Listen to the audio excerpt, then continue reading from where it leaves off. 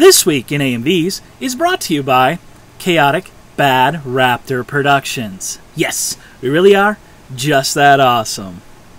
Hello everyone, and thank you for joining me on another This Week in AMVs. I'm Nate, your host, and I want to welcome you to another Topic Tuesday.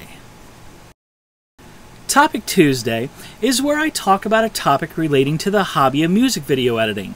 Topics can range from anything, small, big, abstract, technical, could be anything. And it comes in either a list that I've created already of topics that I'd like to talk about it, or topics that have been brought to me by you, the viewers.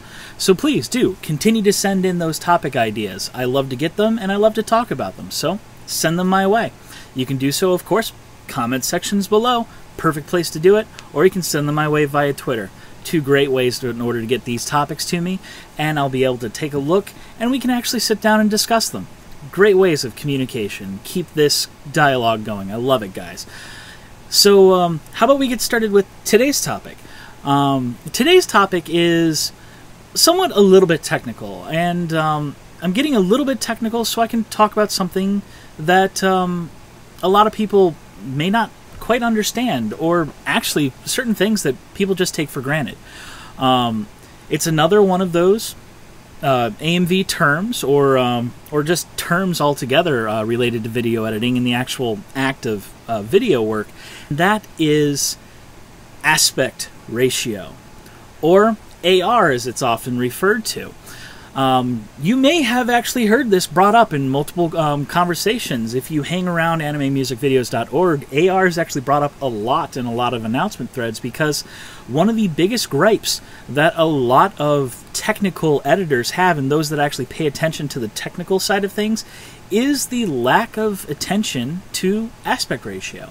What I'm getting at here is that a lot of people don't quite think or understand or even have taken the time to realize what aspect ratio is.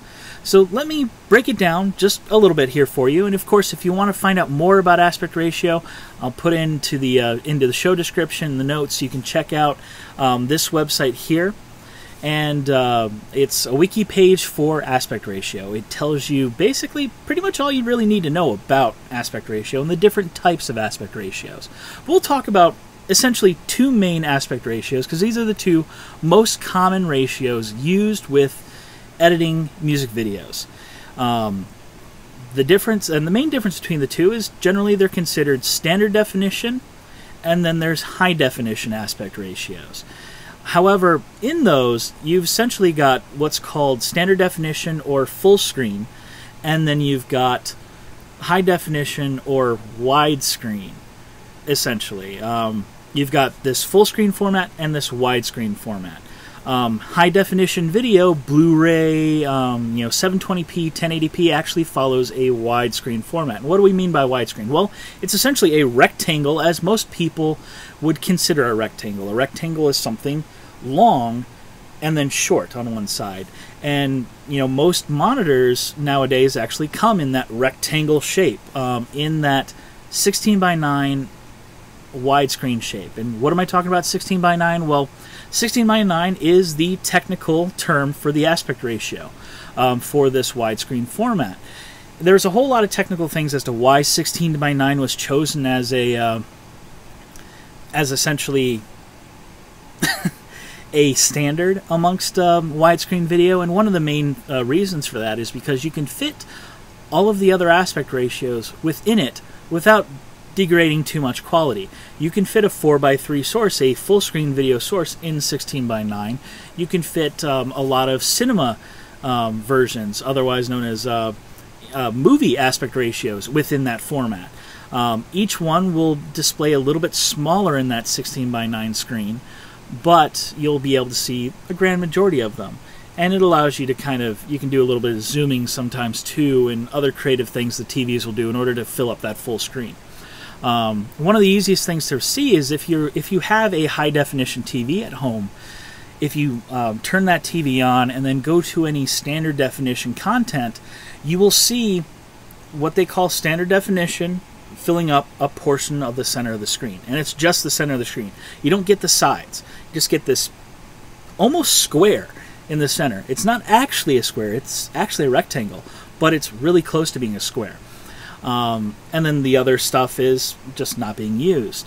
The same thing happens if you have a Blu-ray and you pop in a Blu-ray movie, and you'll notice that there'll be black bars at the top and the bottom of the screen. And it's only filling up a small portion. It's filling up the full width of the screen, but not necessarily the full height.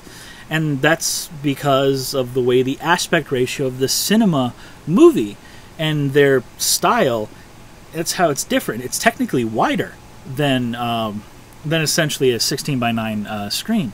And that's why you'll see there's some TVs coming out now that actually take up that wide screen format. They call that, some of them call it super widescreen, or CinemaScope, or they have tons of different names. But essentially it's filling up that typical theater screen size. And so what am I getting at here? Well, let's talk a little bit about what standard definition is. It's called 4:3 is the technical term for it. Most people refer to it as standard definition. Essentially means for every 4 pixels wide, there's 3 pixels tall. Essentially what it means. So if so if you're looking at a TV screen that's 4:3, technically its width, let's say, its width will be in a 4:3. It'll essentially look very square. If you look at it, it almost is square, but it's not quite. Some of the more common pixel aspect ratios, essentially if we talk about it just as pixels for that, there'll be 720 by 480, which is the DVD format. And then there's 640 by 480, which is what you'll see on most most computer screens. They are essentially the same size, but that doesn't make much sense, does it? How can 720 and 480, or how can 720 and 640 be the same? How can they? They're two entirely different numbers. Well, the reason for that is actually old school tube TVs, your square, huge tube TVs. The pixels on those were actually wide set. They weren't square, they were wide. They were, they were rectangles themselves. Because of that, to fit the picture on that screen and make it look squished, technically that 640 is kind of blown up to 720. So when you look at it, so it's a little bit wider. And so when you, on a TV screen, it looks fine. It looks perfect, actually. It looks square. It looks what you would expect. When you move it to a computer screen, it looks a little stretched out. And that's because technically computer aspect ratio, it's technically, instead of a wide aspect ratio, they call it square. It's 1:1. For every 1 pixel there's high, there's 1 pixel low is technically how everything looks on a normal monitor, and all high definition TVs are designed that way now too. The way all that's displayed, technically the actual size is actually only 640. It's shrunk. But if you look at it, it's in its original format without shrinking it, it actually appears wider.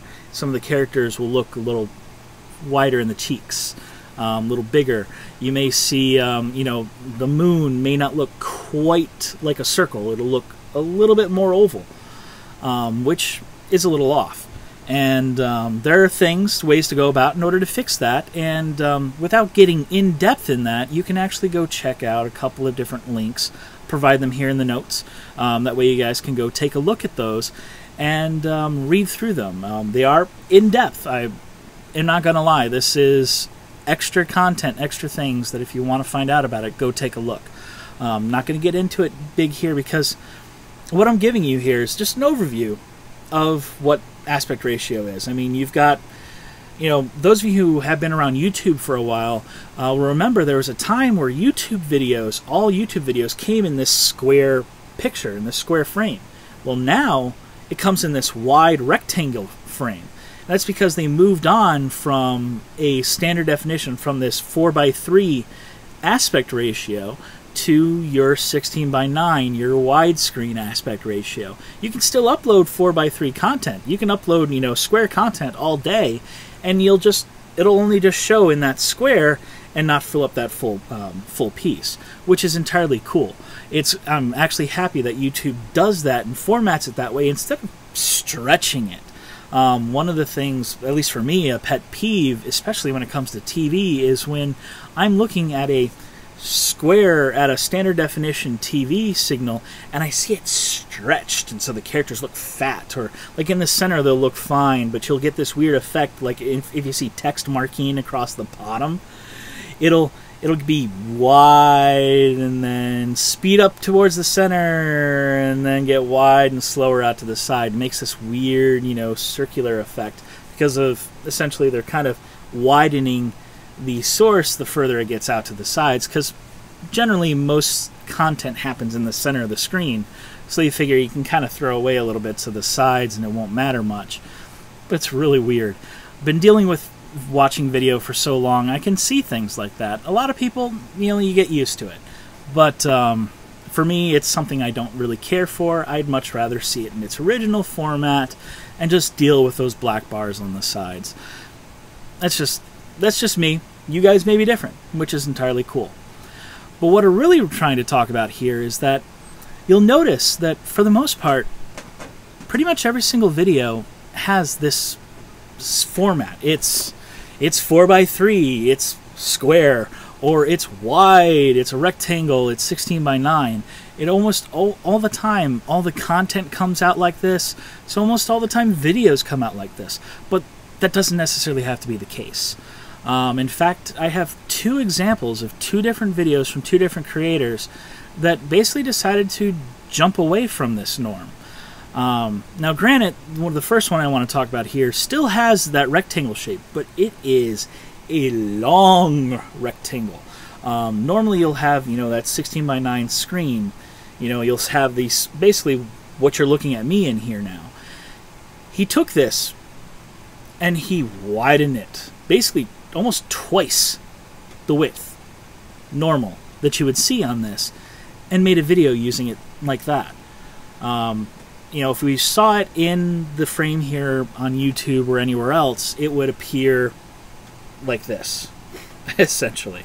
It'll fill the whole width of the screen, but it'll only fill about this much because of how wide that video is. And it's an interesting concept if you think about, you know, why does every single video have to follow those two standards, have to follow 4:3, have to follow 16:9? They don't necessarily have to. If you can tell your story in this other format, why not? And that's exactly what God the Ninth did with his video, Longed for Him, Got Him, Shit. If you haven't seen the video, I recommend you go take a look. It's really, really interesting. It's a story taking Romeo x Juliet and telling this story using frames, essentially. It's this really wide video, and the video is split up into frames. I believe there's 5 or so frames in the video, maybe more.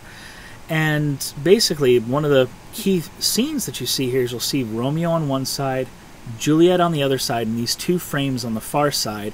And in the center, there'll be, you know, these other frames of grass and flowers and stuff separating the two as they look at each other across this wide advance.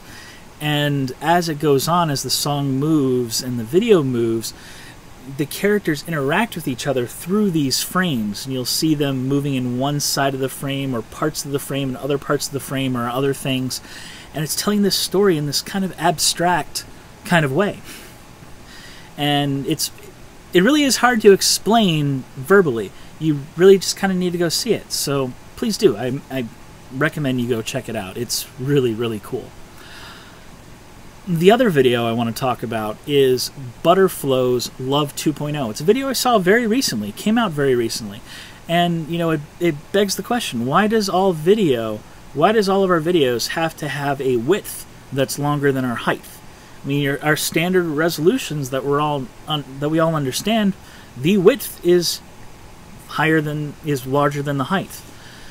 It's why when you're watching a movie or most content on your iPhone or most of your phone devices, you know, you're sitting there looking at it, it's tall, and you have to flip it over to the side in order to look at it.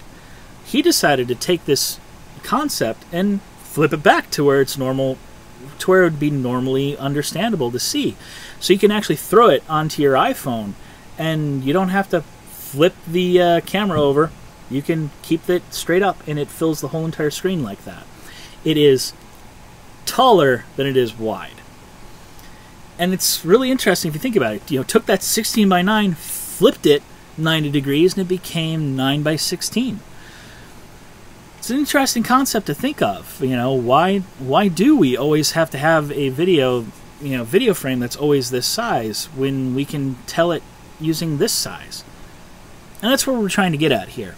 You don't necessarily have to always follow these same specific rules. You know, the aspect ratios are there, they're standards, but standards can be meant to be broken. I mean, one of the cool things is a computer screen, a computer can play all different types of formats, and a lot of our TVs now are essentially computers. You know, you can play different video ratios. You're not forced to have this one type of ratio because, you know, the screen doesn't understand it. The screen doesn't understand whatever you hand it. It'll play it. So you've got, you know, this other video. I mean, this video here will fill up the area in between my hands. You'll have all this space on the sides that it's not using. It's only using this much. Just like Godix's video uses this much. And it's taking that and telling its own story and doing its own thing because of that, which is really cool. It's experimenting with the aspect ratio.